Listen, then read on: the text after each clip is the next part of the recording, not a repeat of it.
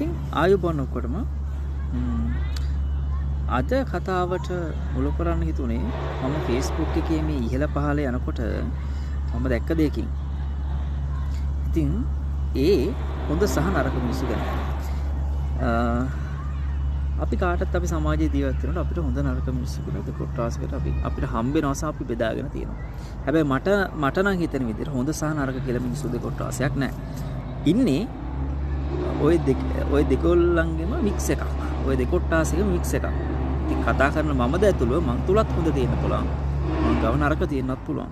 ඉතින් ඕක අඩු වැඩි වශයෙන් මිනිස්සු ගාව තියෙන්න පුළුවන්. ඉතින් අපිට පුළුවන් නම් කවුරු හරි කෙනෙක් ගාව තියෙන හොඳ උලුප්පල දකින්න නරකට වඩා ඒක තමයි හොඳම දේ. right? හැබැයි කියන්න දෙයක් යම් කෙනෙක් ගැන වැරදි කිය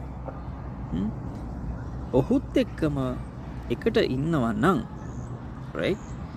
ඒ කෙනා ඔයා ගැන කරන්නෙත් ඔයාට කරන්නෙත් ඒ දේම තමයි. ඒ හින්දා පරිස්සමෙන් ගිලෙනවා.